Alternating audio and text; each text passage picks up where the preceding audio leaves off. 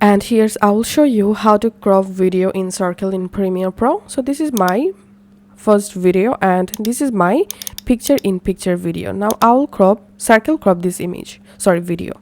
So first of all, go to effects and here search for circle and add this circle effect on your clip, and then go to effect controls and here under circle effect click on blending option and here select stencil alpha, and then we can see the radius option. Just increase this radius to make the circle video bigger.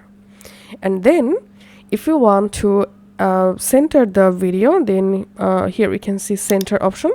Using this first value, you can center the video horizontally just like this, and using the second value you can center or make position vertically.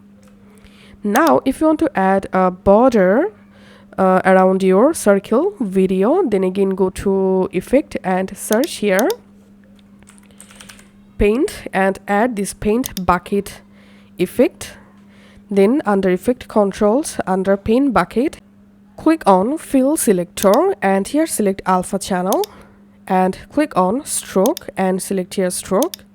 Now click on this color option and select a color for your border or stroke, and using this stroke width you can go ahead and change your stroke width just like this.